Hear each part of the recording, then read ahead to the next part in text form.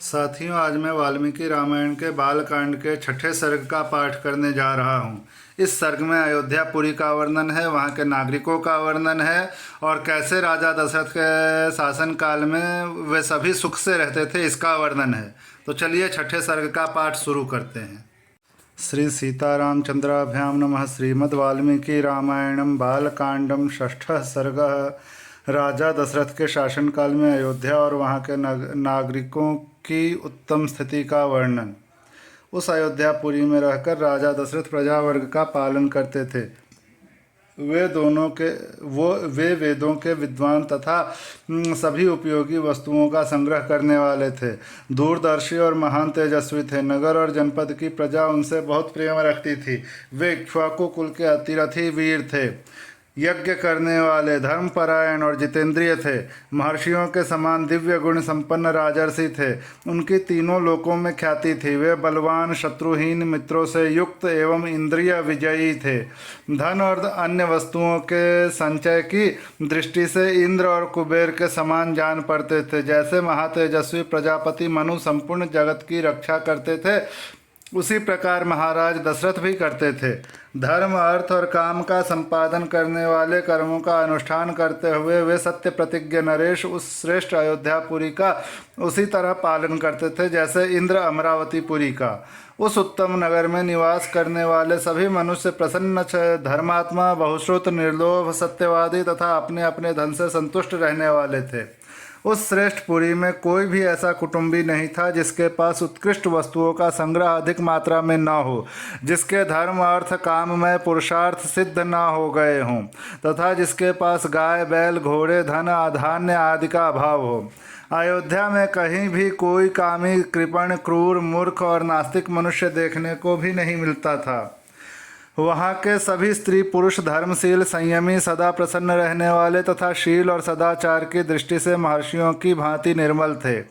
वहाँ कोई भी कुंडल, मुकुट और पुष्पहार से शून्य नहीं था। किसी के पास भोग सामग्री की कमी नहीं थी। कोई भी ऐसा नहीं था जो नहा धोकर साफ सुथरा ना हो, जिसके अंगों में चंदन का लेप ना लगा हुआ हो तथा जो सुगंध से वंचित हो। अपवित्र अन्न भोजन करने वाला, दान ना देने वाला तथा मन को काबू में न रखने वाला मनुष्य तो वहाँ कोई दिखाई ही नहीं देता था। कोई भी मनुष्य ऐसा पुरुष देखने में नहीं आता था जो बाजूबंद, निष्क, स्वर्ण पदक या मोहर तथा हाथ का आभूषण, कड़ा आदि धारण न किए हो। अयोध्या में कोई भी ऐसा नहीं था जो अग्निहोत्र और यज्ञ न करता हो, जो क्षुद्र, चोर, सदाचार शून्य अथवा वर्ण संकर हो। वहाँ के निवास करने वाले ब्राह्मण सदा अपने कर्मों में लगे रहते, इंद्रियों को वश में रखते, दान और स्वाध्याय करते और प्रतिग्रह से बचे रहते थे।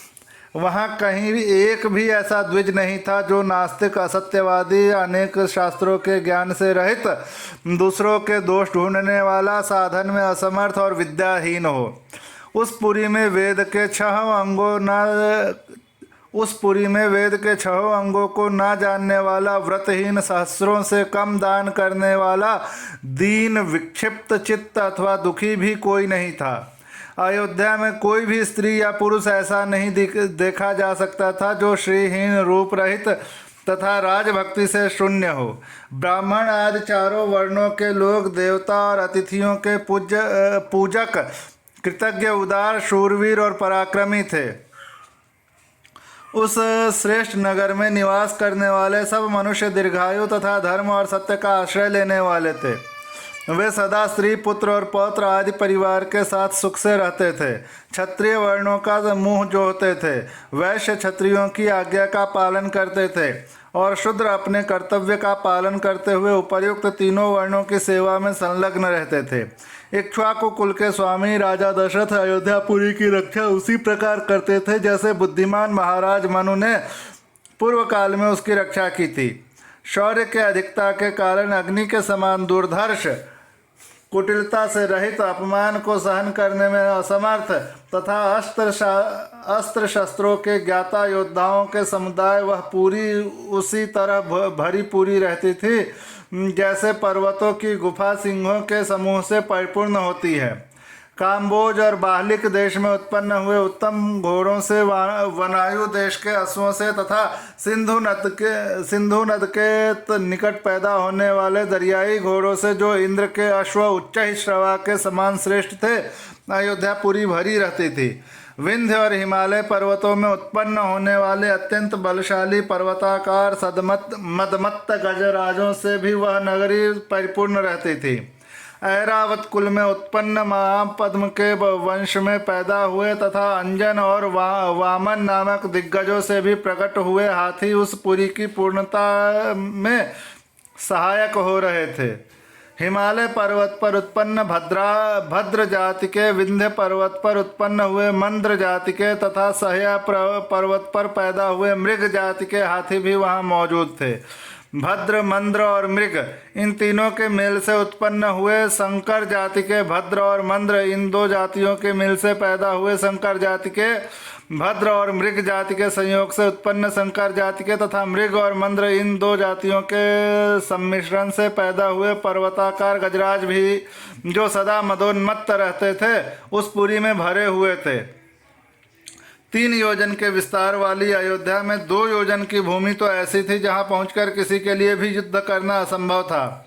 इसलिए वह पूरी अयोध्या इस सत्य एवं सार्थक नाम से प्रकाशित होती थी, जिसमें रहते हुए राजा दशरथ इस जगत का अपने राज्य का पालन करते थे। जैसे चंद्रमा नक्षत्र लोक का शासन करते हैं उसी प्रकार महातेजस्वी महाराज दशरथ अयोध्यापुरी का शासन करते थे। उन्होंने अपने समस्त शत्रुओं को निकट नष्ट कर दिया था, जिसका अयोध्या नाम सत्य एवं सार्थक था, जिसके दरवाजे और अर्गला सुदृढ़ थे, जो विचित्र गृहों से सदा सुशोभित रहती थी। सहस्रों मनुष्यों से भरी हुई उस कल्याणमयी पुरी का इंद्रतुल्य तेजस्वी राजा दशरथ न्यायपूर्वक शासन करते थे। इस प्रकार श्री वाल्मीकि निर्मित आर्ष रामायण आदि काव्य के बालकांड में 6ठा सर्ग पूरा हुआ।